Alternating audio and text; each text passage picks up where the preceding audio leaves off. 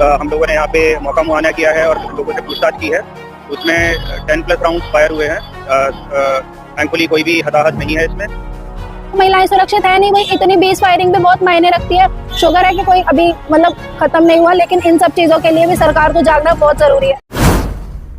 दिल्ली में बदमाशों के द्वारा रंगदारी या किसी और मकसद से शोरूम पर फायरिंग करने का सिलसिला लगातार जारी है। बीते शुक्रवार देर शाम पश्चिमी दिल्ली के नारायणा थाना इलाके में एक शोरूम के अंदर घुसे 3 बदमाशों ने कई राउंड गोलियां चलाई। स्थानीय लोगों की माने तो रंगदारी की पर्ची फेंकने के बाद इन बदमाशों ने तकरीबन 1 दर्जन से ज्यादा गोलियां चलाई। यह वारदात कार स्ट्रीट शोरूम पर हुई है, जो नारायणा रोड पर स्थित है। शोरूम से कुछ दूरी पर ही नारायणा पुलिस थाना भी है। इतने चहल पहल वाले रोड पर शोरूम के अंदर घुसे 3 बदमाशों द्वारा ताबड़तोड़ गोलियां चलाने के बाद इलाके में अफरा तफरी मच गई। लोगों में डर का भी माहौल है। तकरीबन 7:30 बजे हमारे पास सूचना मिली थी कि ये कार स्ट्रीट मिनी एक जो शोरूम है, इस पर कुछ लोगों ने शोरूम के अंदर घुसकर और कुछ एक राउंड फायर किए गए हैं। वो सूचना मिलने के बाद पे यहाँ पे जो लोकल थाने का स्टाफ है, उसके साथ साथ ऑपरेशन टीम यहाँ पर पहुंचे और अभी क्राइम टीम को भी बुलवा लिया गया है। अभी तक जो इनिशियल हम लोगों ने यहाँ पे मौका मुआयना किया है और लोगों से पूछताछ की है, उसमें 10+ राउंड फायर हुए हैं। थैंकफुली कोई भी हताहत नहीं है इसमें और बाकी 3 लोग अभी तक आने कंफर्म हुए हैं जो फायरिंग करके बाहर गए हैं। उनको ट्रेस करने के लिए और उनकी पहचान करने के लिए टीम्स का गठन कर दिया गया है और इसके आगे जो भी फर्दर जानकारी होगी वो आप लोगों के साथ पहले भी देखिए, ये मैटर ऑफ इन्वेस्टिगेशन है, लेकिन उस वाले केस में जो लोग इन्वॉल्व थे वो हम लोगों ने और हम मतलब दिल्ली पुलिस की टीम्स ने उन लोगों को पकड़ लिया था और आई एम होपफुल कि कुछ ही समय में इन लोगों को भी हम पकड़ने में कामयाब होंगे।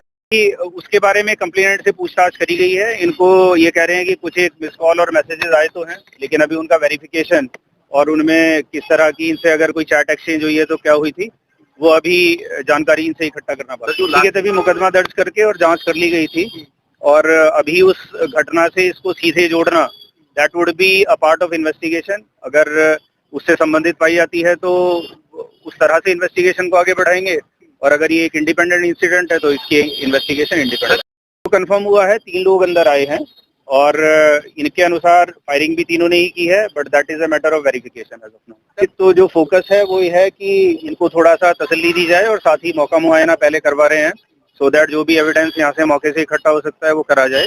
बाकी तसल्ली में इनसे बिठा के और इनसे पूछताछ करेंगे तब वो जानकारी हमारे सामने। थैंकफुली अभी तक यहाँ पे कोई भी किसी तरह से इंजर्ड नहीं है। तो गाड़ियों को ही टारगेट करके गोली चलाई गई है, अभी ऐसा ही प्रतीत होता है, but will find out the details in investigation. मेरा नाम मीनाक्षी है, मैं यही नारायणा की निवासी हूँ।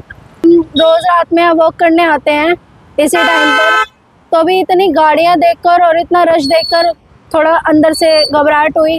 जब हमने देखा कि यहाँ पे ताबड़तोड़ मतलब इतनी गोलियां चल रही हैं, तो डर का माहौल बन गया है। इन फ्यूचर हम तो रोज आते जाते रहते हैं, कल को हम भी सेफ नहीं है यहाँ पे। तो बस मैं यही चाहती हूँ कि प्लीज ऐसे इन सब चीज़ों को में थोड़ा पुलिस ध्यान देना जरूरी है।